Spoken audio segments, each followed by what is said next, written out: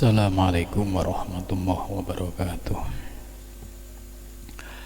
Ila khadrati Nabil Mustafa Rasulillah sallallahu alaihi wasallam wa ala ikhwanihi minal anbiya wal mursalin wal awliya wasyuhada wasyarikin wal malaikatil muqarrabin, khususan musannif handal kitab Syekh Muhyiddin Ibnu Arabi wa khususan Syekh Muhyiddin Aksabandi wa khususan Syekh Masih wa khususan Asyad wa khususan Laumul Fatihah.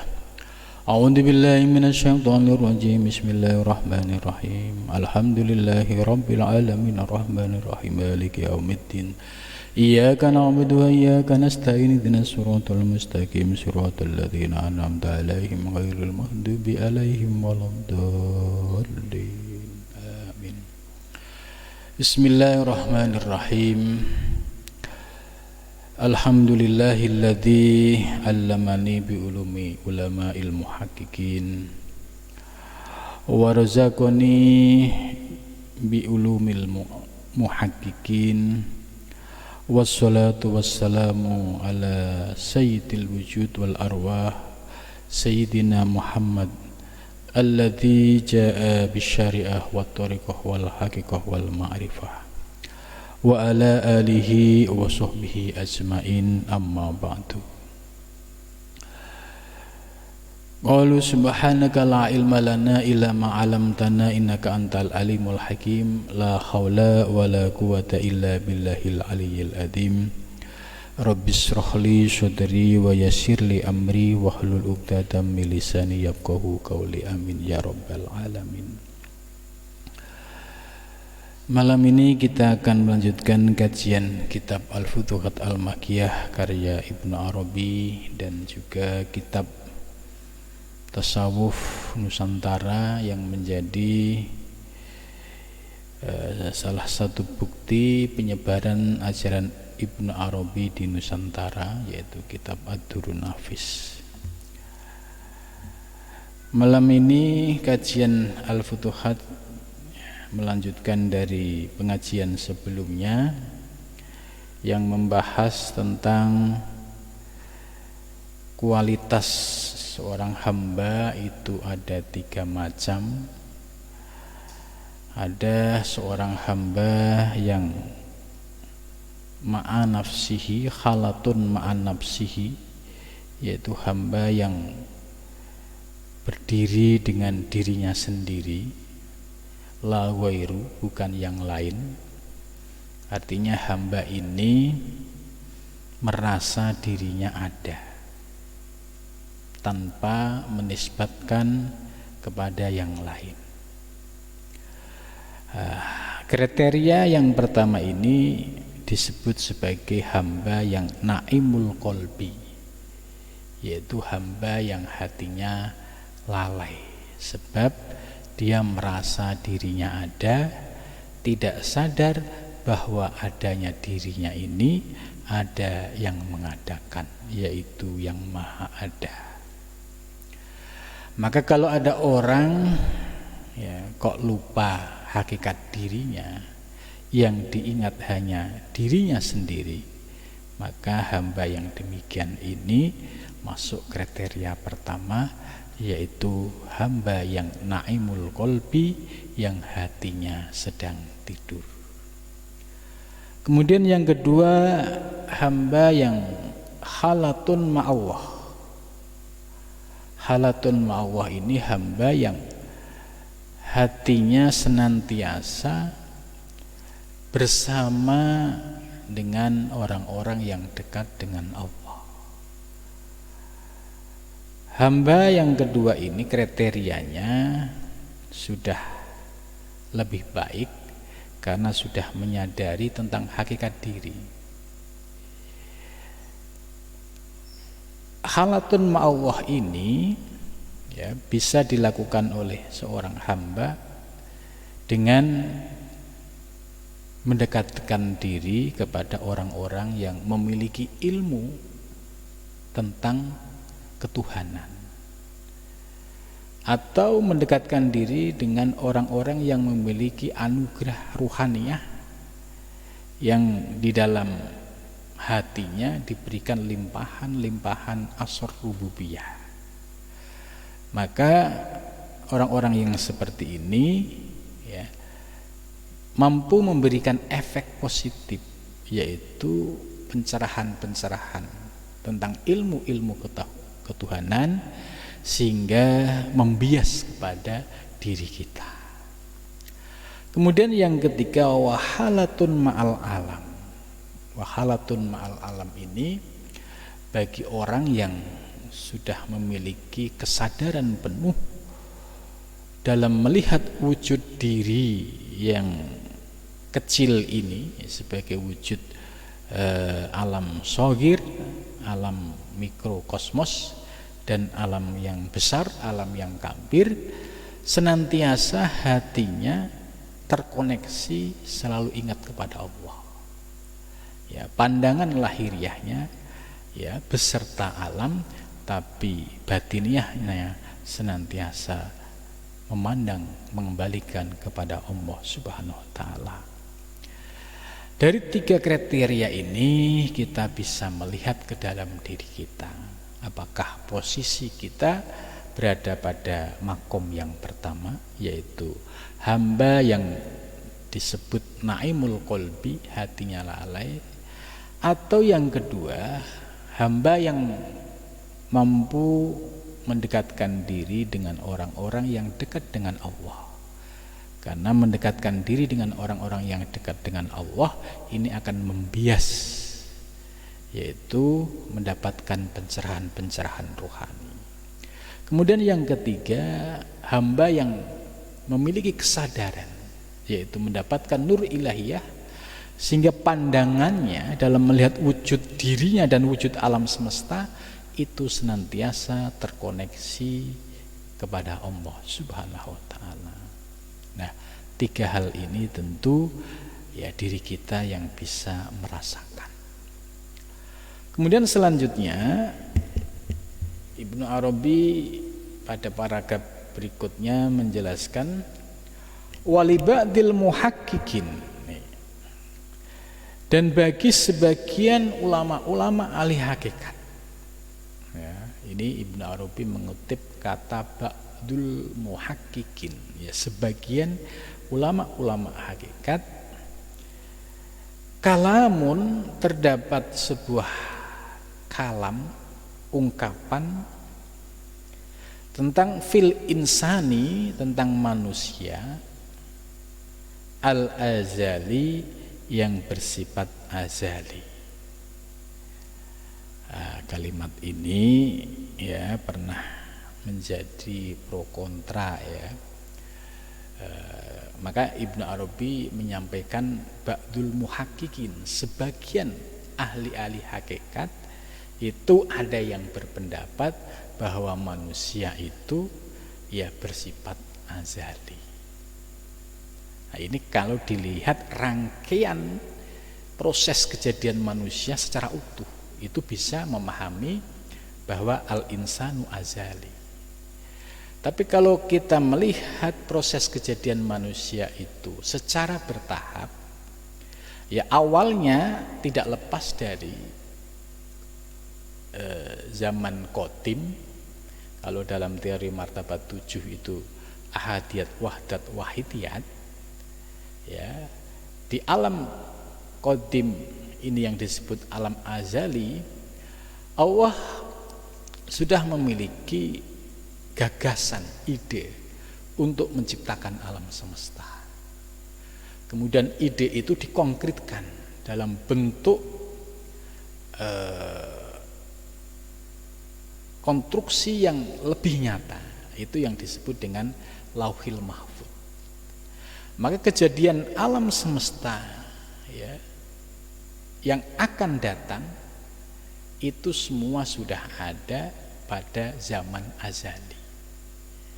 Maka seringkali kita mendengar ya bahwa nasib alam semesta atau nasib yang sifatnya individual diri kita itu catatan secara detail itu sudah ada pada lauhil mahfuz.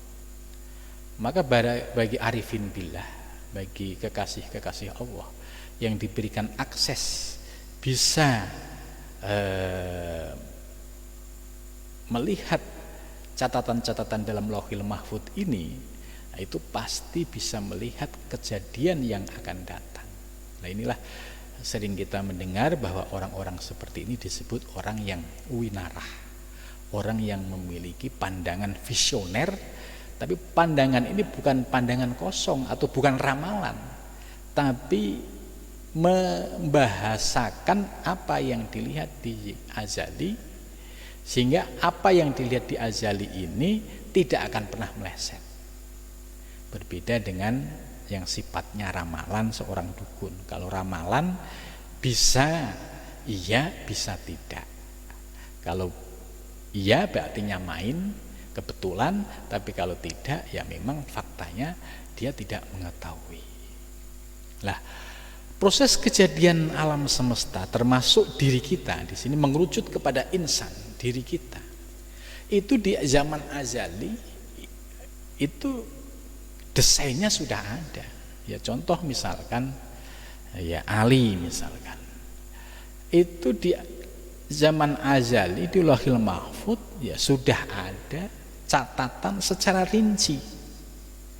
Ya, nanti lahir melalui bapak ibu ini, lahir di desa ini, nanti berproses hidupnya seperti ini, sampai hari ini, detik ini ngaji bareng. Ya. Ini bagian dari kenyataan yang sudah ada pada zaman azali. Maka ketika Syekh Ibnu Arabi menyampaikan, sebagian ulama-ulama hakikat menyampaikan bahwa manusia itu bersifat azali, dengan argumentasi ini bisa dipahami. Tapi bagi ulama yang menggunakan pendekatan bahwa makhluk itu wujud yang baru, ya, wujud yang baru berarti dia wujud ya sebagai hamba. Kalau dia wujud hamba, ya tidak mungkin dia sifatnya kudus, berarti tidak mungkin dia itu qadim. Nah, kalau dikaji dari aspek mulai dari wujud yang kudus ini, ya tentu manusia al-insan adalah kudusun, al-insan manusia adalah baru. Gitu.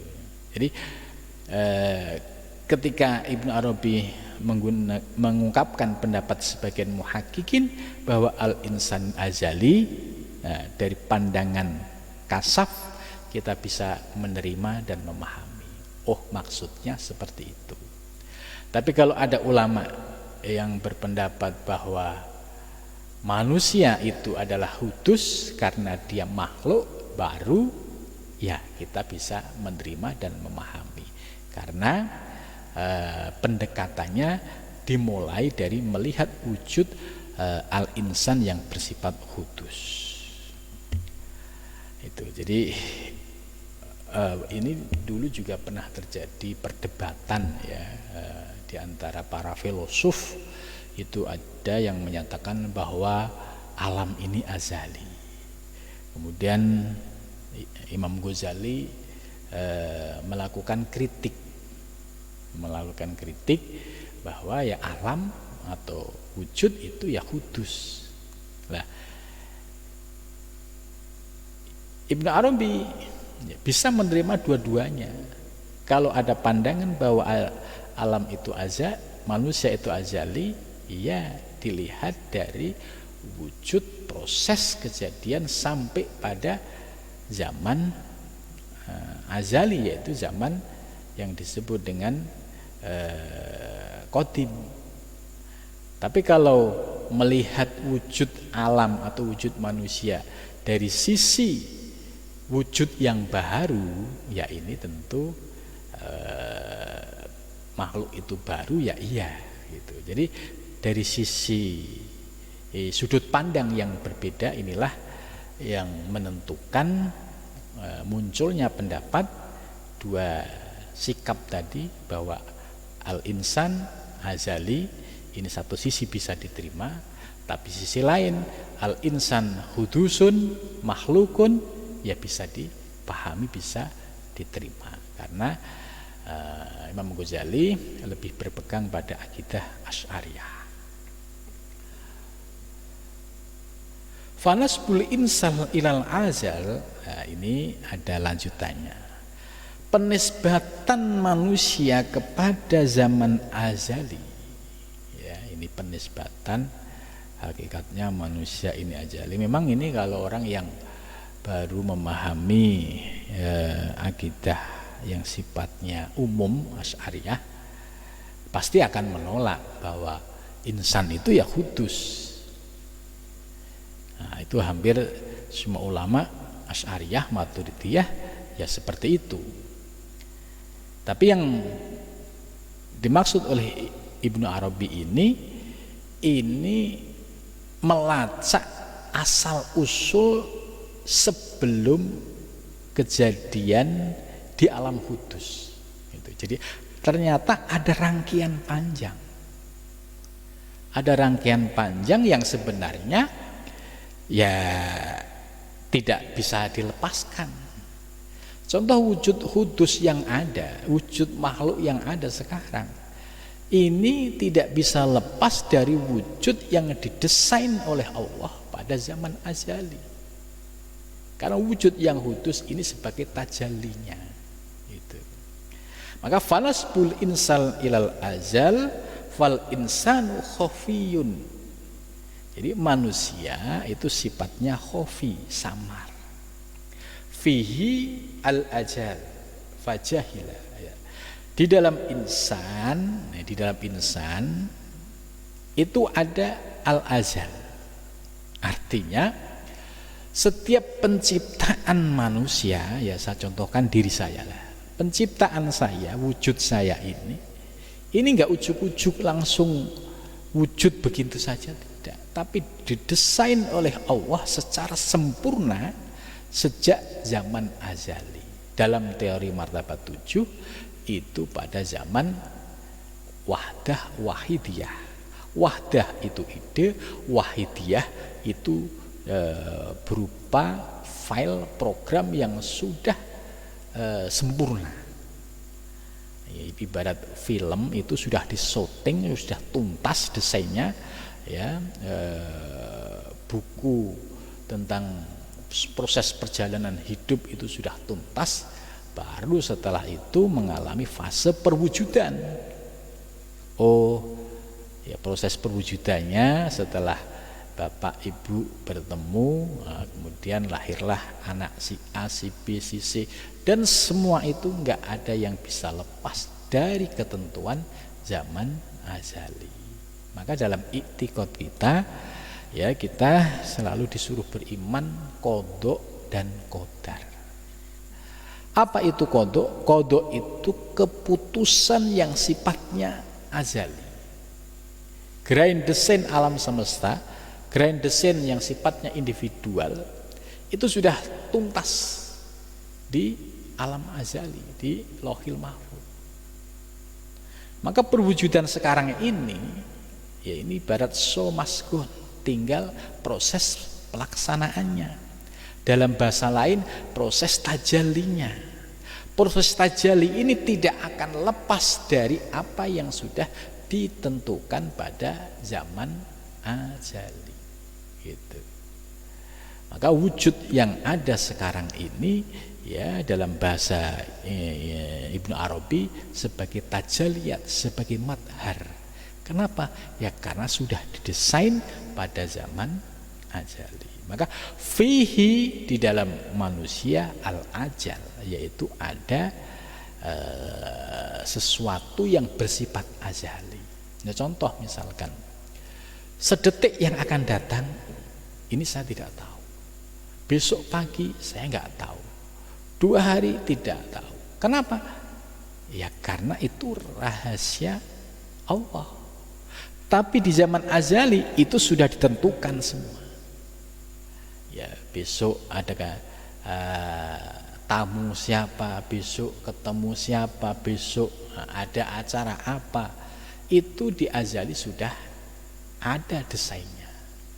Maka ayat Al-Qur'an mengokohkan tentang argumentasi ini, yaitu wallahu khalaqakum wa ma ta'malun, bahwa Allah khalaqa menggunakan fi'il madhi.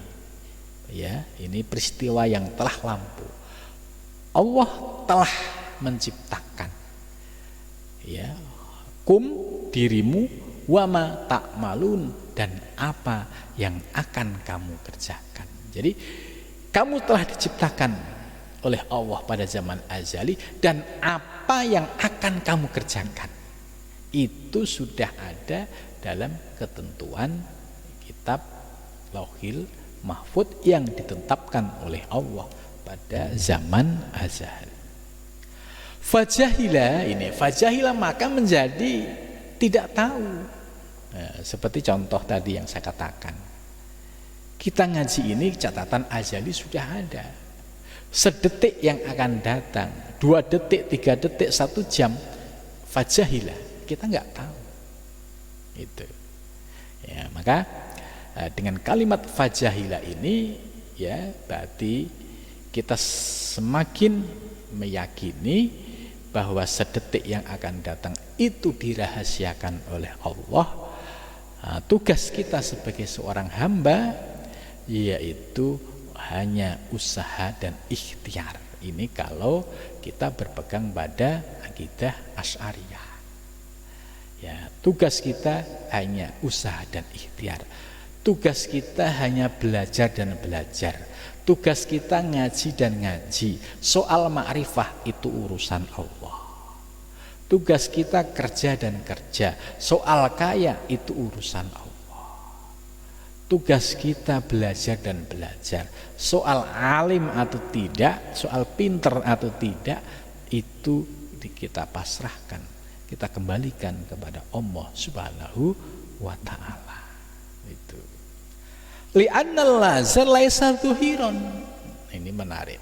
Sebab sesuatu yang sifat azali itu laisa dhuhir, tidak ada yang nyata secara fisikly. Itu.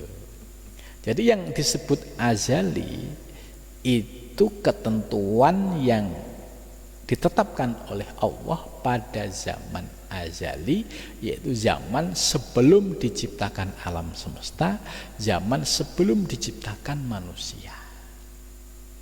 Nah, ketika alam sudah mulai wujud, ketika manusia sudah mulai wujud, ya, ini berarti sebagai tajallinya.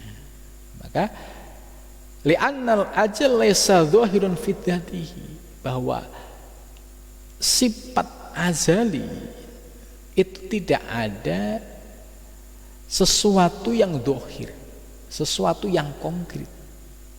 Ya, fi dzatihi, dalam zatnya.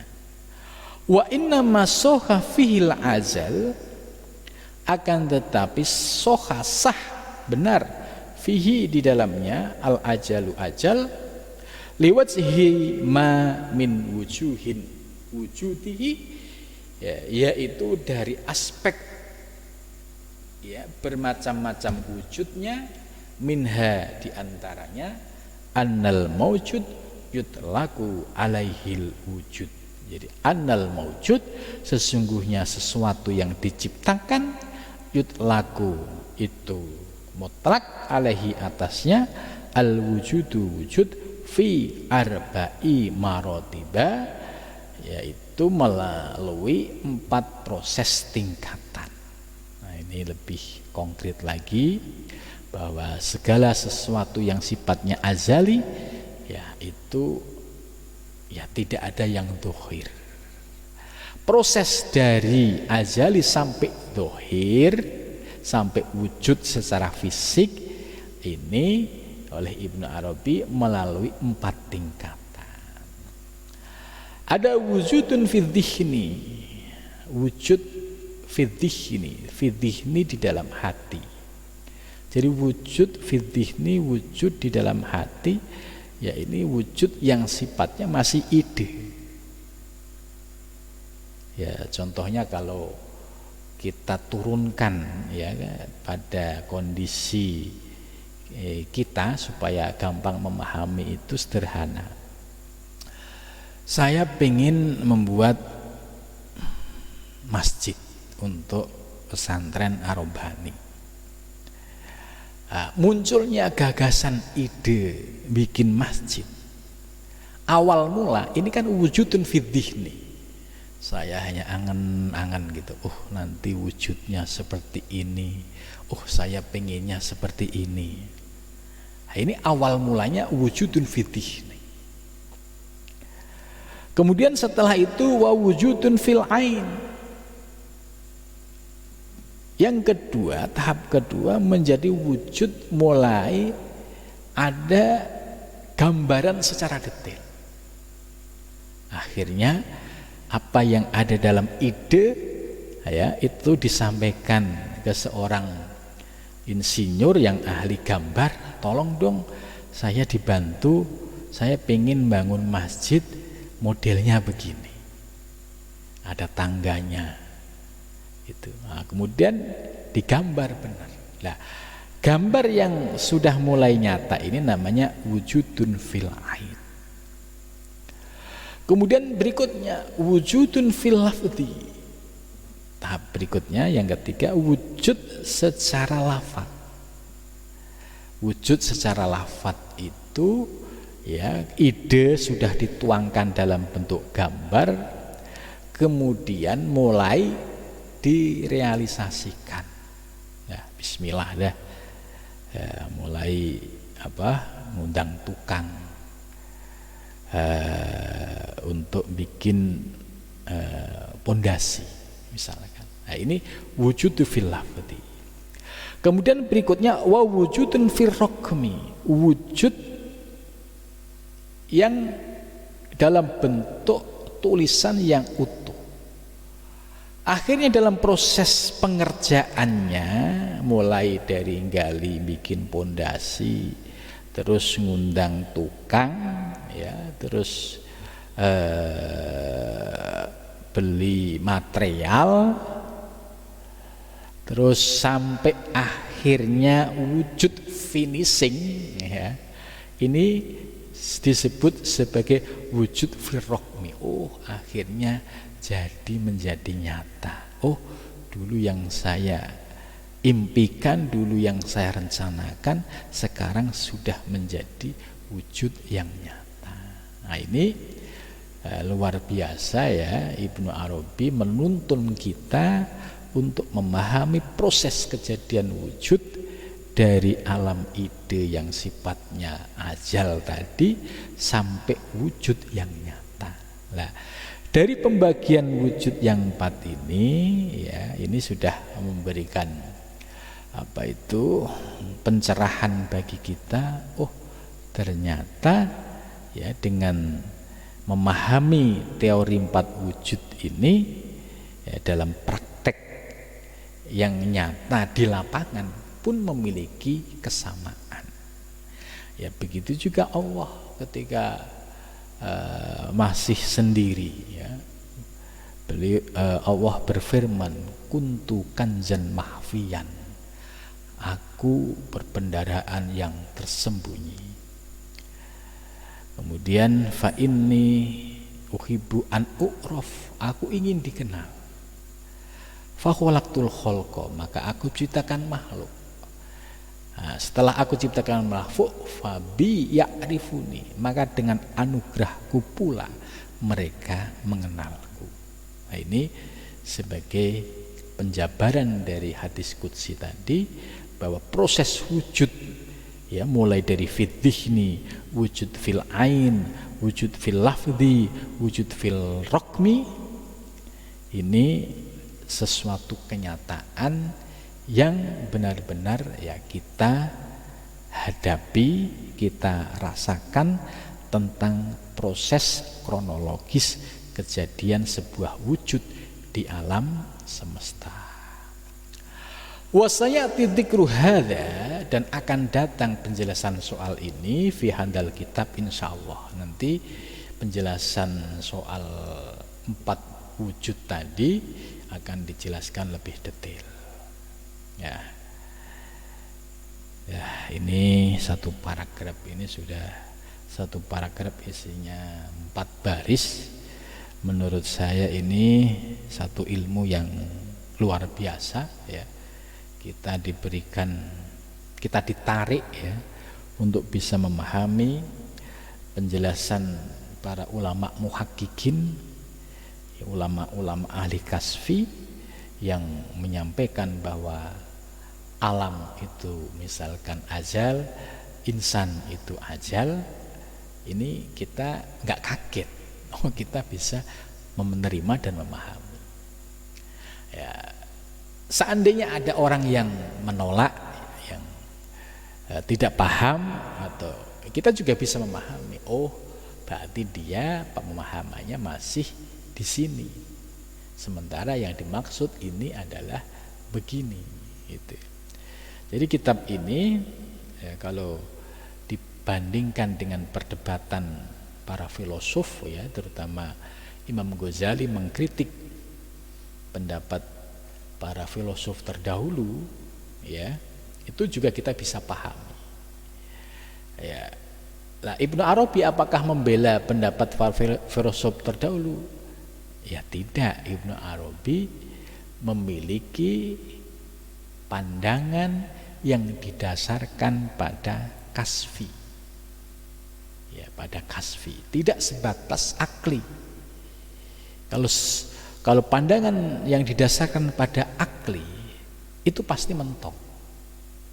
Contoh soal wujud alam ya, soal perumpamaan telur sama ayam duluan mana, itu kan pasti bulat, ada daur dan tasalsul.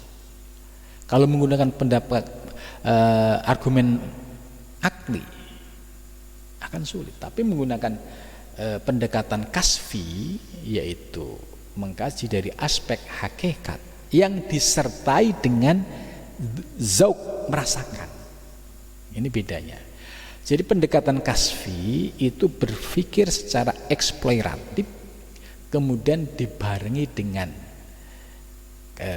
merasakan limpahan rahasia ilahiyah, kemudian dibarengi dengan pemahaman yang diperoleh ketika sedang mengkaji sebuah objek ya, terutama objek terkait al-insan ajaliyun gitu.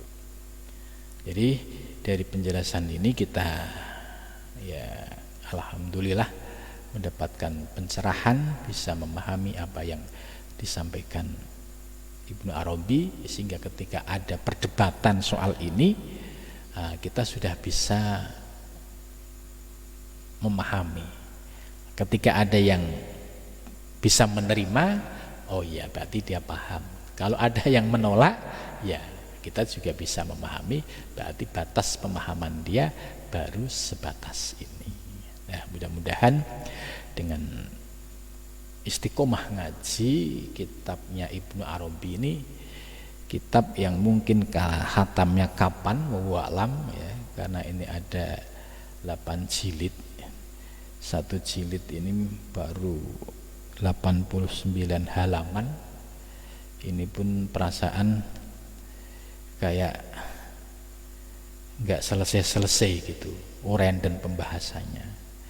Ya, mudah-mudahan dengan keistiqomahan kita dan kesungguhan kita diberikan anugerah ya, kefutuh, kebukanya mata hati kita, sehingga diberikan kemudahan memahami apa yang ditulis dan diajarkan oleh Ibnu Arabi dalam kitab ini.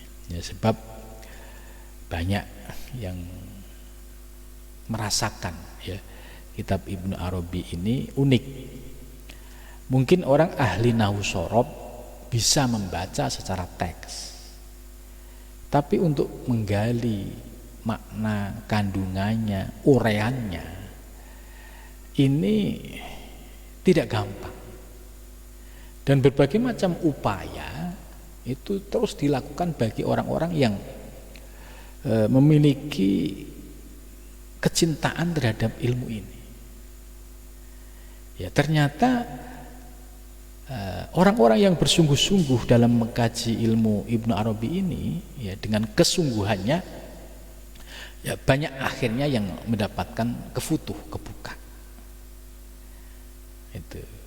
Jadi tidak semua orang yang misalkan ahli baca kitab kuning, suruh baca kitabnya ini Arabi, itu terus lancar mengurai kata demi kata, ini belum tentu.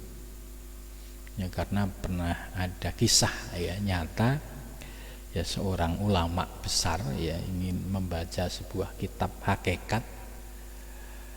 Beliau sudah menyampaikan kepada murid-muridnya, tapi ketika mutolaah ya seminggu sebelum membaca kitab, dari sisi teksnya, nahwu sorobnya oke, karena memang ya seorang kiai dan paham. Tapi menembus makna demi kata ini nggak ketemu. Beliau gelisah juga gitu. Itu ternyata beliau mengakui ya wa fauqa kullu di ilmin alim. Jadi setiap ya di atas orang yang berilmu itu ada yang alim, ada yang maha tahu. Maka kalau ada yang diberikan anugerah kefutuh bisa memahami apa yang diuraikan oleh Ibnu Arabi, ini ya satu anugerah rezeki yang luar biasa. Mudah-mudahan kita diberikan anugerah juga bisa mengamalkan dalam kehidupan sehari-hari. Cukup sampai di sini pengajian kitab Al-Futuhat. Kita lanjutkan pengajian kitab Ad-Durrun Nafis.